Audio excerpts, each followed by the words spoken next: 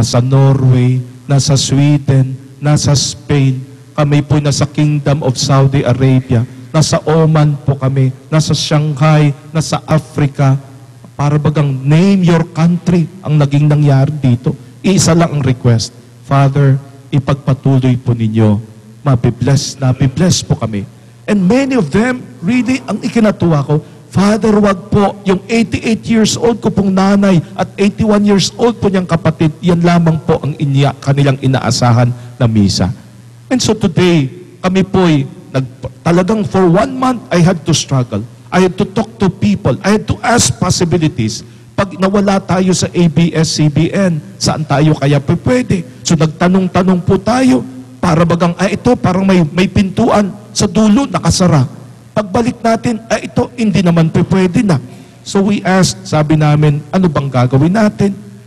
Ang una, in-offer sa atin ng ABS-CBN na 7 to 8 in the morning. Sabi natin, di naman pwedeng buksan ni Mrs. C ng 7 o'clock in the morning, ang Shumart. Kasi ang hangad natin, 9 o'clock sana, tsaka live. Kasi yun ang feel ng mga tao na nanonood sa atin. So ang ginawa po natin, nagtanong-tanong tayo, dito baka pwede. Finally, sinabi natin, parang talagang wala na. So di sige, hindi pwede sa DZMM, hindi pwede sa ANC. Nagtanong tayo sa iba, may mga misa na doon. Ayaw ko namang pasukan kung saan may misa na. Mayroong nag-offer, Father, pwede kayo rito 4 to 5 p.m. in the morning. Naman kako, hindi pagising ang Diyos noon. So ang sabi namin, saan kaya tayo pupunta? So finally, the community, sa aming pagtataranta, we suddenly realized, sandali, hindi naman ating project to Sandali, ba't tayo namumroblema? Si Lord naman ang tumawag at nagbigay sa atin ito. So we sat down and we prayed. And finally, we had 2 choices. One choice was, kunin na lang, mag-taping na lang tayo para ABS-CBN. I-shoot na lang natin na tape for the next day, yung 7 to 8. O di sige. Nang bumalik kami sa ABS-CBN, ang sabi, hindi na pwede 7 to 8, 6 to 7 na. So sabi ko, Lord, are you telling us to choose yung isang naiiwanang choice namin? Ito'y tinawag namin ng isang taga-stasyon nila, and we felt after prayer, discernment, and asking the Lord for messages, that the response is, sa ngayon, kunin niyo to.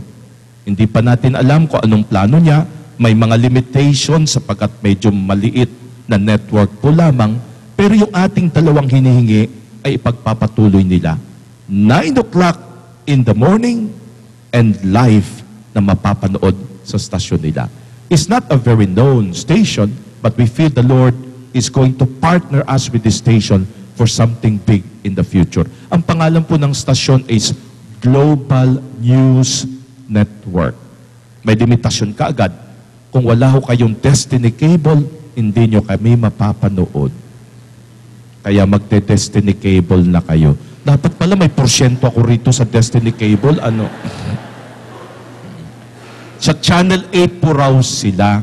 Dito sa Metro Manila, Destiny lang. Pero outside of Metro Manila, they are linked with 400 other cable networks. At doon, may free TV na po outside of Metro Manila mula northern part hanggang sa southern part. Pero mapapanood po tayo din ng live dahil po sa satellite sa Mongolia, kung taga-Mongolia kayo, at sa marami po pong bayan, mini-mention, ipa-flash natin. At pangalawa, mayroon po tayong live streaming. Kung kayo po'y may computer, pwede nyo po kaming buksan, hanapin nyo yung website nila at mapapanood tayo ng live kahit saang parte ng mundo. Mayroon pa rin tong uploading na gagawin and we can still be watched in all of these stations. Please, request namin, pagpatuloy po nating ipagdasal kasi po ang lahat na napakaraming ito parang mahirap tanggihan at ihinto ang isa na ramdam namin is truly a blessing for so many people. Let's continue to pray lalo na for our OFWs mula sa Canada, sa Europe, sa Australia, all over Asia. Na sana itong ministry will continue to be a blessing. We would like to thank ABS-CBN. No? 8 years din naman natin silang naging partner. And when maybe one day the Lord will open doors for us sa kanila, we will rethink about all of this. Ang ating lang dasal, eto, Lord, dito mo na kami tinawag, huwag mo nang pababayaan ng ministry, at patuloy mong i-bless ang mga taong sumusuporta nitong ating television evangelization. Amen. Tayo po yung magsitayo. I believe in God, the Father Almighty, creator of heaven and earth. I believe in Jesus Christ, his only Son, our Lord. He was conceived by the power of the Holy Spirit and born of the Virgin Mary. He suffered under Pontius Pilate, was crucified, died, and was buried. He descended to the dead. On the third day he rose again. He ascended into heaven and is seated at the right hand of the Father. He will come again to judge the living and the dead. I believe in the Holy Spirit, the Holy Catholic Church, the communion of saints, the forgiveness of sins, the resurrection of the body, and life everlasting. Amen. My dear friends, brothers and sisters, as sons and daughters of God, let us dedicate ourselves to mirror the Father's holiness in our daily lives. Let us ask the Lord for the courage to live up to the challenge of the gospel. As we pray, hear the prayers of your people, Lord. Hear the prayers of your people, Lord. That nations torn by war and violence may settle their conflicts through dialogue and peaceful negotiation, let us pray to the Lord. Hear the prayers of your people, Lord.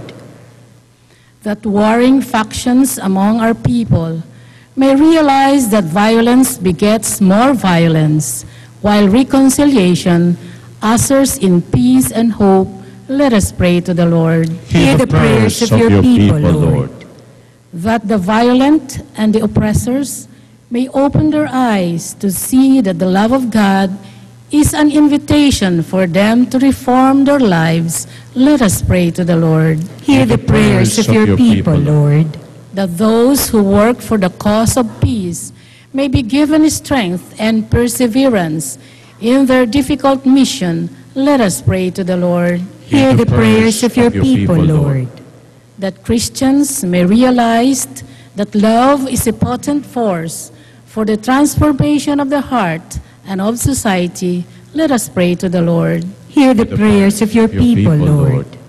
That we may be channels of the Lord's peace, bringing love where there is hatred, pardon where there is injury, reconciliation where there are grudges. Let us pray to the Lord.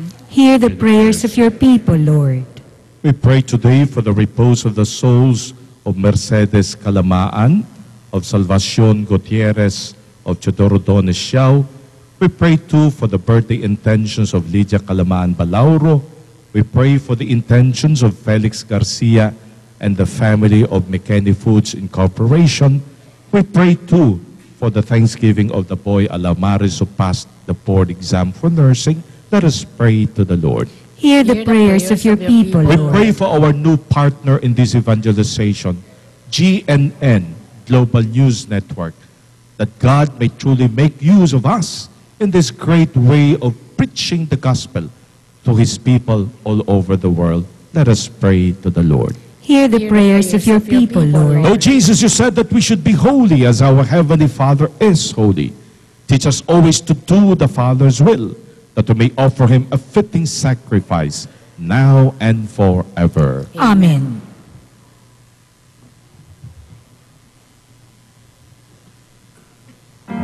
Please remain standing while the gifts are being presented.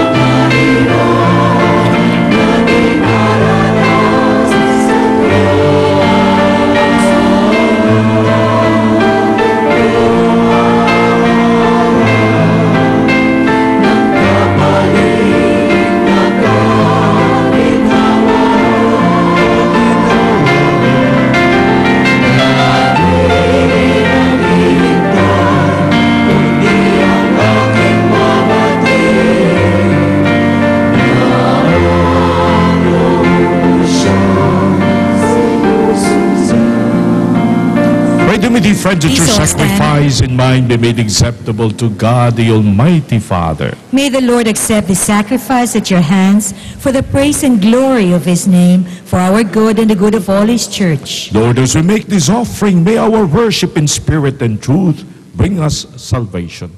Grant this to Christ our Lord. Amen. The Lord be with you. And also with Lift up you. your hearts. We lift them up to the Lord. Let us give thanks to the Lord our God.